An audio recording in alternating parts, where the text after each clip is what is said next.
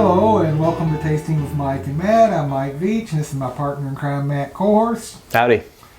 And today we are tasting the Jane Decadence. Yes, we are. We tasted this about a couple of years ago and did a video on it and we loved it. Yes, we did. And Rosemary had a chance to get a new bottle because our other bottle was getting kind of low.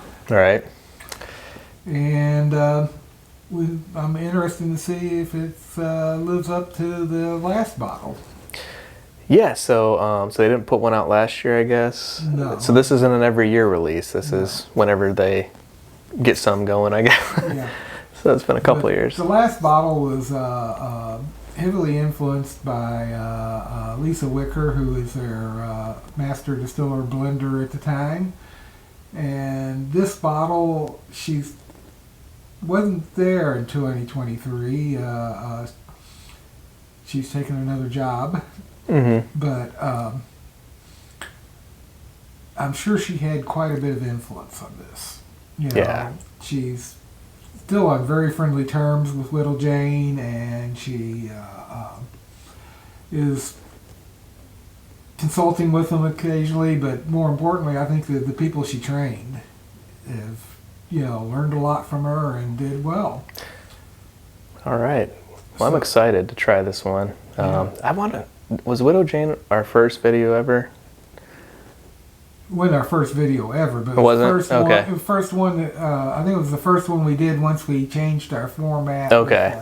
Okay. With your I knew music and everything. Yeah. I knew it was an early one, and but yeah, Well, our first video ever was a Widow Jane video, but it was a bunch of sample bottles that I had Oh, from okay. her. There we go. That's what I was thinking about. Okay. Yeah. So you were right. Yeah. We love this product, Yeah. So. Widow Jane's a great distillery. I should say it's a great distillery now. Back when it first opened, it was a bit hokey. The guy that did it was questionable in his morals, I would say. Oh, okay. But once they sold the company and they hired Lisa, the quality just soared after that. Yeah. And now you can get it, pretty much anywhere, just Widow Jane. But it gets its name for taking water from the same water source as the Widow Jane mines up in New York, upper New York. And, they distill the whiskey in New York City. Which I don't think you've ever been to, have you? New York City? Or, to the Widow Jane distillery. I've never been, no. We need to get you up there. I do need to. I need to go to a lot of distilleries, especially the ones up north. I don't think I've ever been that far up, visited a distillery that far up north. So, yeah. But beautiful little distillery. They're distilling their own product now, but I don't think any of it's aged to the point to where they are ready to bottle their own stuff. So this is probably sourced whiskey. Okay. But excellent whiskeys that they've got. So let's nose it. Oh, that maple syrup comes out immediately. I love that smell. And there's some fruit in there, but I think it might be pear. Yeah, definitely pear. And there's a hint of spices, but it's very light baking spices. Some oak, some caramel. Lovely nose, yeah. Yeah, lovely nose. So far, it's living up to everything that the first bottle did. Yeah. So let's take a sip.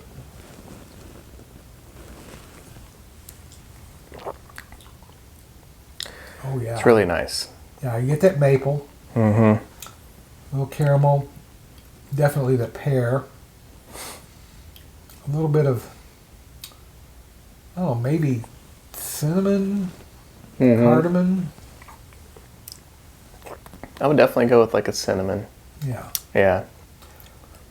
and some oak.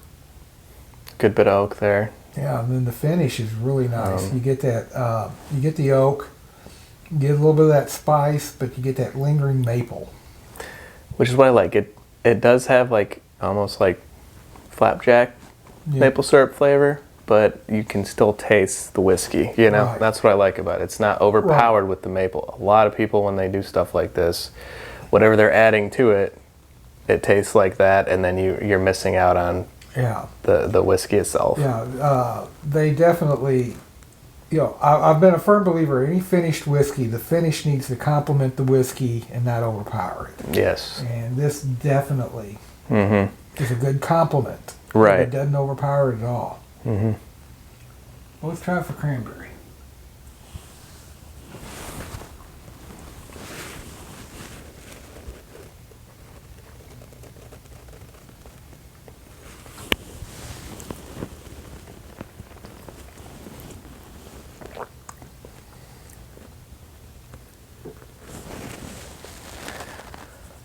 It's gonna be weird, but I'm getting like a little bit of banana pancake, maple syrup banana pancake vibe with that. I don't know why the cranberry changed it to banana fruit for me, and that's weird, but it did.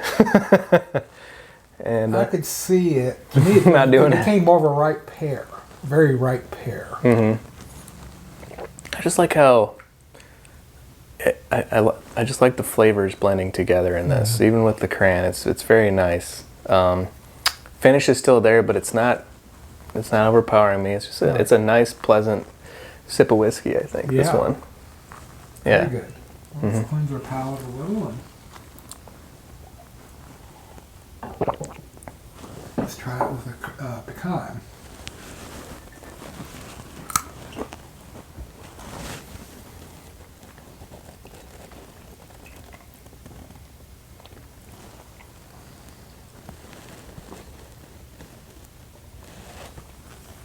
That really enhanced that caramel and maple.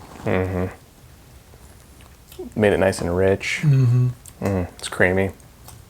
It definitely brought out some cinnamon.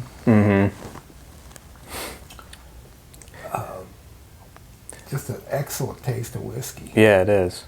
It was nice and rich, like a hint of caramel at the end there too, with a little oak added, but not overpowering once again, and just nicely blend of flavors going on. Right. Yeah, very smooth. Yes. Sip of water. Perhaps some chocolate.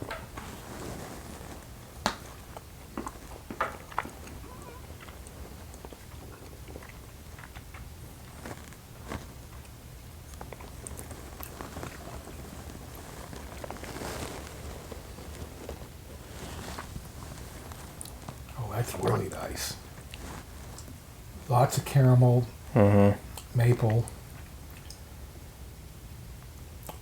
That ripe pear is still there, and then the spices, oak. The finish is fantastic. Yeah, very nice. Lots of oak, lots of lingering caramel. That's really what's getting me. It's like it's just that caramel just kind of sitting right there. Yeah. It's excellent whiskey. Very good stuff. I don't know. Do you know a price on this one by any chance? Off the top of your head? I don't know. Rosemary bought it online. I imagine it's probably in the $100 range, but I could be wrong. But yeah, this is really good stuff. Yeah, it is. Yep. All right. So they're doing good stuff.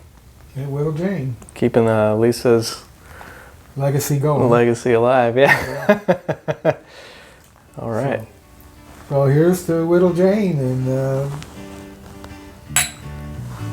if you like this video, please hit subscribe, and always drink responsibly. Cheers.